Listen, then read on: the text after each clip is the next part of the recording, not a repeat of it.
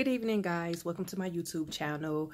After I get done with this particular video, I hope that it helps someone. I hope it was very informative. If you have any questions, drop them below and I will be more than happy to respond. Before I get into anything, all this is from my experience. Everybody's experience is going to be different, so just keep that in mind. I'm just sharing with you my experience. What I want to talk about to intro is pretty much why they say I end up having the uterine fibroids. They saying this, they don't know why, but pretty much the foods, more so the meat. I discovered I had the uterine fibroids the year of 2014. At that time, they were 3 centimeters. How I found out is because I kept constantly having yeast infections, and my doctor was not able to tell me why. I decided to go and check myself into a hospital to explain to them something's going on. I need some more thorough investigation. They decided to do an inside ultrasound, where they took this long white tube, lubricated it, twirled it around in my insides, and they discovered I had multiple uterine fibroids. After that, I kind of panicked because I'm like, you know what I'm going to do, because the only thing that's next is they're going to continue to grow and become bigger. So I decided, okay, I'm going to go the natural way. So I end up calling myself trying to strengthen myself, which is pretty much change my diet. Honestly, it worked for literally about a month. Maybe not even a month, and I just got tired of it. You know, I had to cut out all meat, I had to cut out all dairy, I had to cut out all white products, you know, pasta, potatoes, your starch, basically, the carbs that we love. So I decided to, you know what, start back indulging in everything that we love on a regular basis. Fast forward to 2017, the flow is now starting to speed up.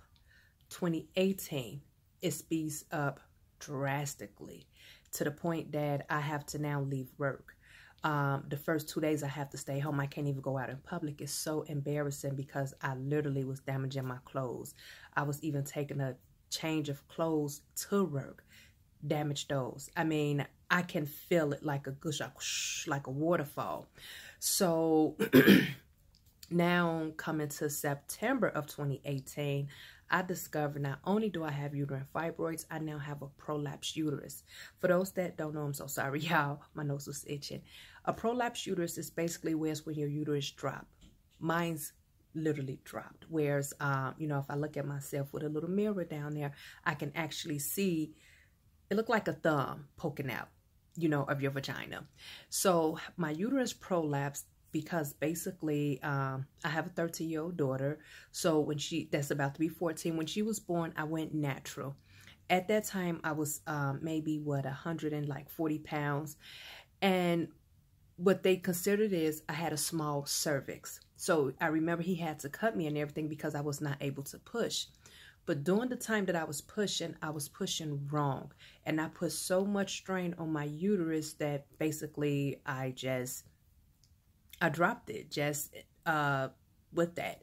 Not to mention, over the years of unhealthy eating, not exercising, those muscles inside weakened. So over a period of time, we're talking about almost 14 years ago, because she'll be 14 next month. Well, this month of January, it literally dropped. So now with uterine fibroids that has also gotten bigger, on top of a prolapsed uterus, I now become incontinent. Yes, I'm literally dripping on myself. I have to wear panty liners all the time. Now I'm starting to have this pain within my stomach. Urinate all in the middle of the night. Like, it's so uncomfortable and so embarrassing. So I now go to another gynecologist, like, okay, I have a prolapsed uterus, blah, blah, blah. She's like, well, you know, let me examine you to make sure. I mean, as soon as I sat on the table, she saw it. She's like, yeah, it prolapsed. So she's like, well, you know, some of your options is that you can go ahead and just have it removed, you know, but we're going to let you make that decision. So I was thinking hard. I'm like, you know, I tried the natural way. It didn't work. I tried Dr. CB, natural way. It didn't work. And it's not that it didn't work. It was more so me just not committed. But about time that I converted over to Dr. CB's natural way, you know, I would start to take the his herbs that they was recommending. I started to get these vegan books on plant-based and everything. But by this time, I have lost so much blood, whereas I was getting iron infused in me. So I'm stressed. I mean, it's just a lot. You know, your whole entire system down there is very uncomfortable. So I decided this year of 2018 in December to go ahead and have a partial hysterectomy. What that means is that I only had my fallopian tubes and my uterus removed. I still have my ovaries. Still having my ovaries intact is what keeps my hormones going. So yes, I could still have active sex and I could still get moist down there. And no, I did not go into menopause. The only thing with the partial hysterectomy with the uterus being removed is I cannot have children. Honestly, I'm okay with that. I have a kid and I didn't want no more. As y'all see, I mean, she's 14, almost about to be 14, and I don't have any more. The other thing is they removed the fallopian tubes because they say just in the future what happens is if cancer wish to develop, it starts with the fallopian tubes first. So I decided, you know what, go ahead and take that as well. So December 7th of 2018, I went through and had my, you know what, let me back up. So let me tell you what's going to happen before you have the hysterectomy. You have to get clearance from your doctor. What that entails is they're going to do blood work to make sure that you don't need an iron infusion or either blood transfusion as well. Also, they have to monitor your heart. So you're going to have an EKG to make sure that your heart and everything is okay. You can go through with the surgery. Also, you are going to have, for me, because of my the fibroids have grown so big that it pushed down on my bladder. So I had to have a bladder test. What they did is they put in like 3 or 4, they had to examine my bladder basically. And the way they did it is they put at least 4 catheters inside of the little pee hole, and I'm hooked up to a machine. So I'm doing these exercises such as putting my hand over my mouth and coughing, because that also like strains. Before she did it, because the uterus, my uterus did prolapse, it dropped. She took this little ring that was like this size and pushed it up in me to push the uterus up, because once she pushed the uterus up, the bladder is now lifted as well. So with the bladder being lifted, because of the uterus has been pushed up, by the grace of God, I passed the urine test. So I was only incontinent because of the fibroids pushed down. So once I got done, and that didn't hurt, just in case. It was uncomfortable. You feel everything. Also, I had to like jump up and down, and I had different scenarios, as in, because also with the tubes in me down there, she's also manipulating my bladder where she filled my bladder up. So now, of course, you know, as your bladder getting full, she's asking me the scenarios. Okay, how bad do you have to pee on a scale of 1 to 10? Things like that. So once I went ahead and passed everything, and don't be afraid if you have an abnormal EKG. What that means is that basically you're going to have to go back and have a stress test. What they're going to do is they're going to put you on a treadmill and hook you up to these little machines to see how your heart basically responds to stress. Then you also is going to have, you're going to have a another test. What was the name of this test? It's part of the EKG once you don't pass it, whereas they're going to now do a 3D check of your heart and everything to make sure that everything is functioning properly for you to have the surgery. So I get the clearance, everything is good and set in stone, I'm happy. December 7th, I go in at 6 in the morning. The hospital I was very happy with. I met my surgeon prior to that. She examined me herself and everything. So we kind of like built a relationship. I was able to ask all the questions that I wanted to ask. She was able to give me her feedback on what she recommended. That's when we decided, you know what, the partial hysterectomy would be the best thing for me.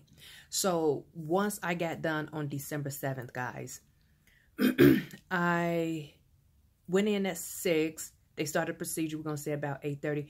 I woke up at 1:45. That's all I remember. When I woke up, my blood pressure was really, really high. So they really was monitoring me.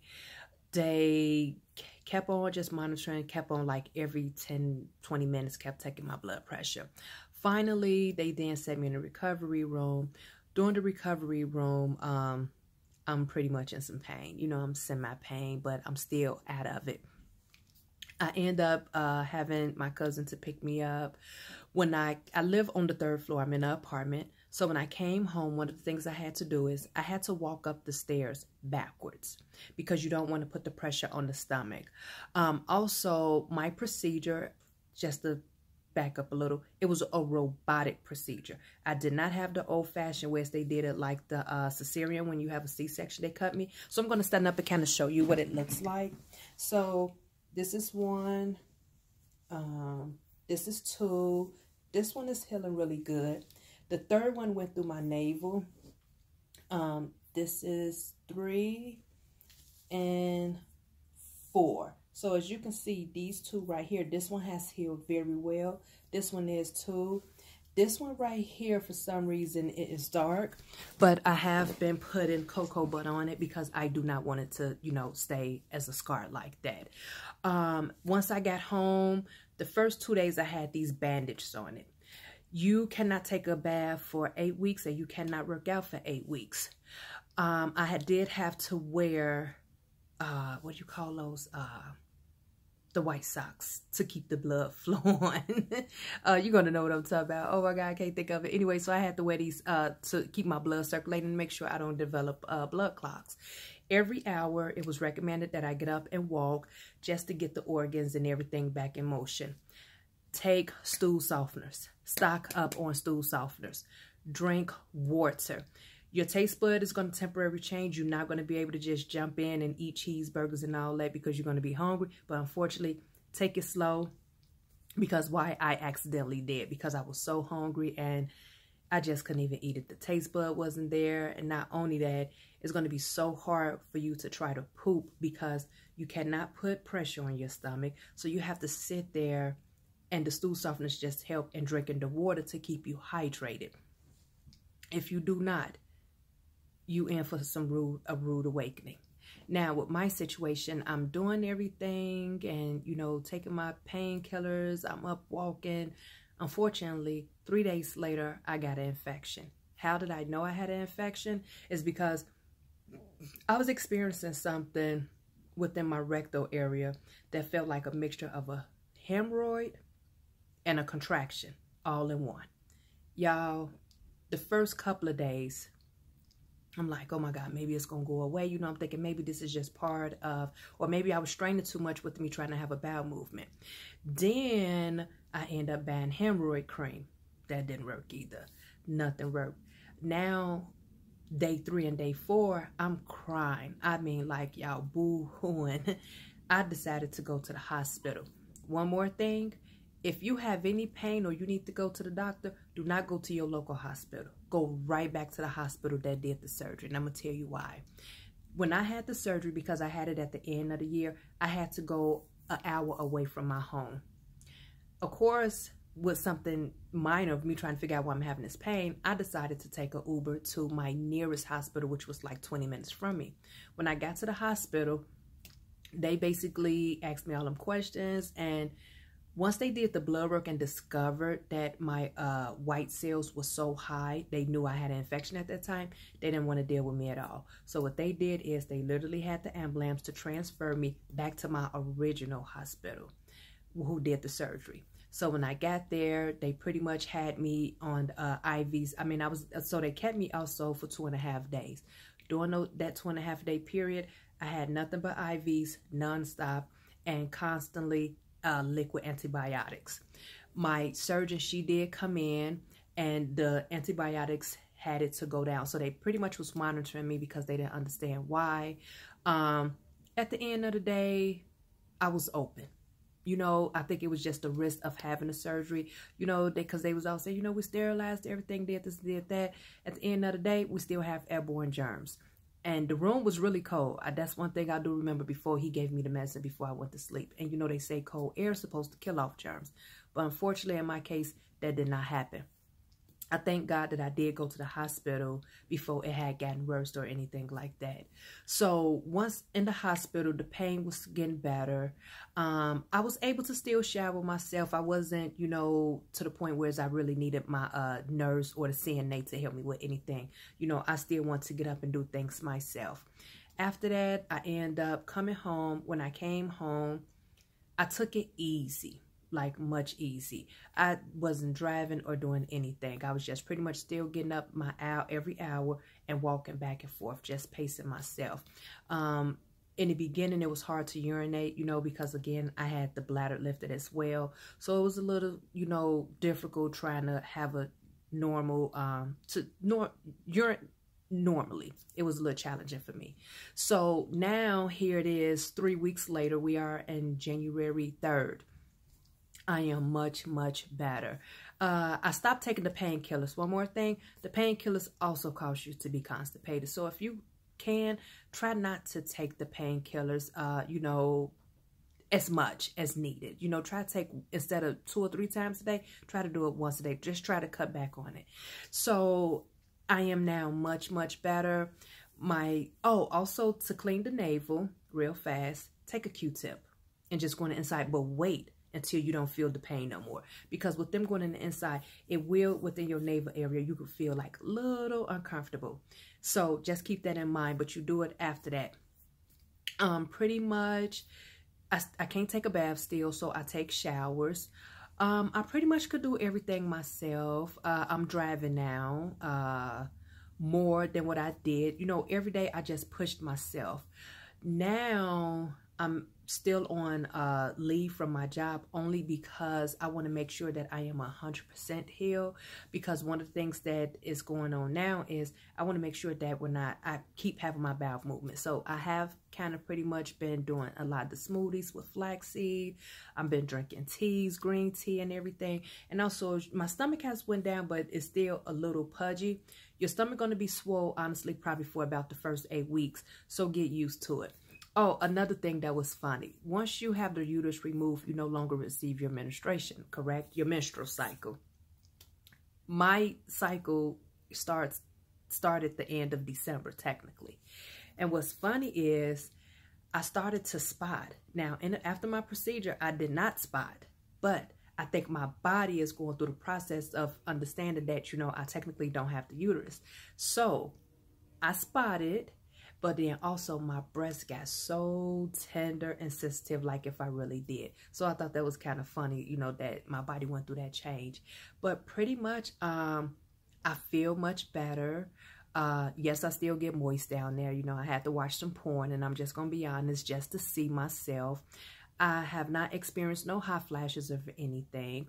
Everything, you know, day by day is getting much normal. One of the things I did notice, before I had the procedure, I used to have eczema bad. I don't have eczema. Like my skin, like my neck and everything. Like I have makeup on my face, but I don't put it on my neck. But like up and through here used to be so spotty and everything. So now I cannot do that anymore. Well, it's gone away totally. So I'm very happy about that. My skin also looks a lot better as well too. Like at first my skin used to look very dry. It no longer looks dry. So I don't know, with them removing the uterus, what else, you know, having that out of me, or maybe it was just the fibroids, because it's so damaging, you know what I'm saying, just to lose that much blood. So I am right now, I would say, going on 4 weeks. And I feel okay. I have no regrets. Going forward, I'm still going to continue to eat healthy, only because with me still having my ovaries, you can still get ovarian cancer. So this right here was a big learning lesson and everything. January 18th is when I'm cleared to start to work out. I want to start back working out. Another thing is what my doctor told me is still continue to do your Kegels. Even though I don't have the uterus, but the thing is, you don't want the vagina muscles to loosen up. That's why, you know, you want to also stay healthy and not be so much overweight or anything, because being overweight actually weaken the muscles as well. So pretty much that's it. So I'm going to keep you guys updated. Again, if you have any questions, anything, go ahead and ask down there. I will be more than happy to answer. Again, this is my experience. Every experience is going to be different, because we have different bodies. It's just different. Another thing, when I had my thing, my fibroids went from the size of a golf ball to basically the size of a tennis ball. Another thing is my uterus had gotten so swollen because of the fibroids. Because I believe they say your uterus is like 80 centimeters. my uterus was 300 centimeters. So one of the things that did happen when she was pulling out the uterus, she had opened me more, you know, like cut me or whatnot, because when she was trying to pull it out, because it was so wide and big, she ended up, I did have to get stitches down there. I see the stitches, but it's they dissolve on their own, so that's not too bad, and I don't feel anything. And that's pretty much it. So everything else, you know, has been fine. Like I say, every now and then I'm going to experience just semi-pain, and on a scale of 1 to 10, I would give it a 2, sometimes a 1. It's quick, but just take care of yourselves. God bless you. You know, don't be afraid. You know, the natural way, I'm down with the natural way. I'm totally down with the natural way. Matter of fact, let me get some books. I want to show y'all something. Hold on. I'm just going to pause this.